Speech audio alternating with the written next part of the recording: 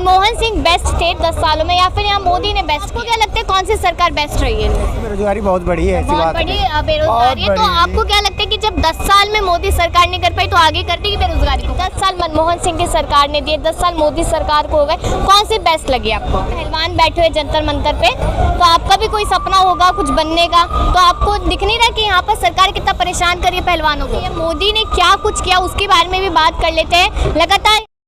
नमस्कार, मैं कशिश और आप देख रहे हैं स्टेट न्यूज़ टाइम्स। देखा जाए तो देश में इस बार हलचल मची हुई है। यहाँ पर चुनावों को देखकर जनता भी पूरी तरीके से कंफ्यूज है कि आखिरकार वोट किसको दे और किसके काम पर दे। देखा जाए तो इस साल यहाँ पर विधानसभा चुनाव हो रहे अलग अलग राज्यों में और वहीं पर अगले साल लोकसभा चुनाव भी है। लेकिन सबसे बड़ा सवाल आखिरकार मनमोहन बेस्ट या फिर मोदी ने क्या कमाल, ये सबसे बड़ा सवाल यहाँ पर बना हुआ है। तमाम तरीके के सवाल लोगों के मन में भी उठते हैं कि आखिरकार किसको वोट दे, किसके काम पर वोट दे। हम मौजूद हैं यहाँ पर चांदनी चौक के पास। अगर देखा जाए तो तमाम तरीके के लोग आपको यहाँ पर देखने को मिल जाएंगे जो आए दिन भत्ता मजदूरी करते हुए नजर आते हैं, लेकिन रोजगार नहीं है, नौकरी नहीं है लोगों के पास जो अपना अच्छे से यहाँ पर पालन पोषण कर पाए। महिलाओं को सर्विसेज देने की बात की जाती है, यहाँ पर उज्ज्वला योजना की बात की गई। साथ ही साथ सबसे बड़ी बात जो यहाँ पर मनमोहन सिंह सरकार में भी की गई थी और उसके बाद मोदी सरकार में की गई कि महिला सुरक्षित है। क्या सच में महिला सुरक्षित है? ये भी एक बड़ा सवाल यहाँ पर बनता हुआ नजर आता है। लेकिन कहीं ना कहीं अगर देखा जाए तो महिला सुरक्षित शायद नहीं है। और उसी को देखते हुए यहाँ पर हम देख रहे हैं कि दिल्ली में भी आए दिन जंतर मंतर पे भी तमाम तरीके के लोग बैठते अलग अलग धरना प्रदर्शन करते हुए नजर आते हैं। यहाँ पर हम पहलवानों की बात करेंगे, लेकिन उससे पहले ये ही बात करेंगे यहाँ पर कि आखिरकार कौन सी सरकार ने कितना ज्यादा बेहतर काम किया। यहाँ पर कुछ लोग मेरे साथ हैं, आपसे सवाल रहेगा सीधा, अगर देखा जाए कि 10 साल मनमोहन सिंह की सरकार ने दिए, 10 साल मोदी सरकार को हो गए, कौन सी बेस्ट लगी आपको? इस टाइम तो कोई बता नहीं सकते, दोनों ही साल का वैसे ही है। मतलब कि कोई भी बेस्ट नहीं लगी। लेकिन अगर 2024 में चुनावों की बात की जाए तो किसको वोट देंगे और क्यों देंगे फिर? वही अभी निजी मुद्दों पे देंगे, अपनी महंगाई पे जी, क्योंकि महंगाई लगातार बढ़ती जा रही है, बेरोजगारी है, रोजगार नहीं है। तो मोदी सरकार ने भी कुछ नहीं किया। जो दिक्कतें यानी मनमोहन सिंह के टाइम पे थी वो मोदी सरकार के टाइम पे भी है। तो अभी किसी ने कुछ नहीं किया काम जो होना चाहिए, जैसा महंगाई है, बेरोजगारी है, शिक्षा पे, इलाज पे, मतलब हर मुद्दों पे ले लो, जमीनी स्तर पर कोई काम नहीं है। बिल्कुल, यानी कि यहाँ पर अगर देखा जाए तो लोगों की मांग सिर्फ इतनी है कि जमीनी स्तर से जुड़ा हुआ काम होना चाहिए, वो कोई भी काम हो। मोदी सरकार ने 10 सालों में बेहतर करके दिखाया या फिर मनमोहन सिंह ने 10 सालों में बेहतर किया, ये सवाल यहाँ पर बना हुआ है। तो आपको क्या लगता है कौन सी सरकार बेस्ट रही है इनमें से? जो सरकार साइलेंट मोड पे चली हो। जी, साइलेंट मोड समझते हैं मेरे भाइयों, फोन आए तो ना पता चले, बोले तो ना पता चले। जी, और जो सरकार वाइब्रेटर और रिंगटोन दोनों साथ चली हो तो बेहतर कौन सी है?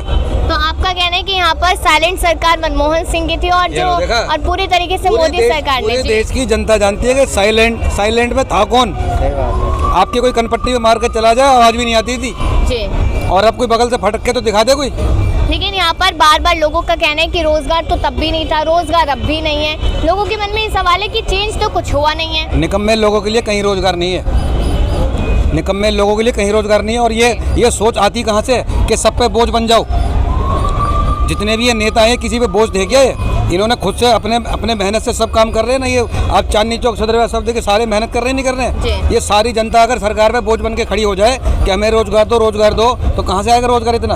और फिर दूसरी बात, अब सरकार के पास कोई रोजगार लाने की अब कोई, क्योंकि 1.5% ही सरकारी नौकरी रह गई है और उसमें भी जिसकी क्षमता जैसी आधार है उसको नौकरी मिल रही है, प्राइवेट सेक्टर में जॉब है।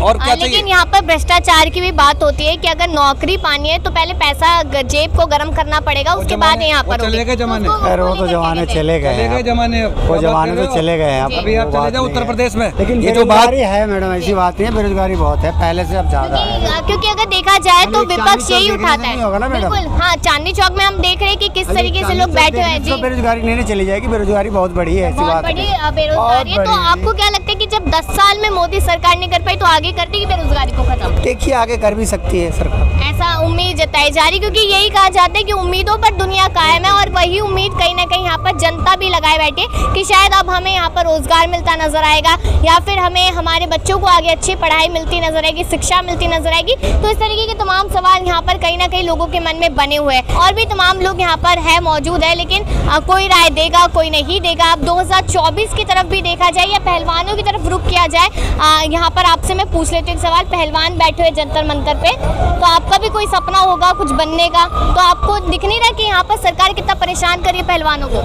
बहुत ज़्यादा। बहुत ज़्यादा परेशान कर रही है। आपको क्या बनना है, क्या बनना है, क्या सोचा है अपने भविष्य के लिए?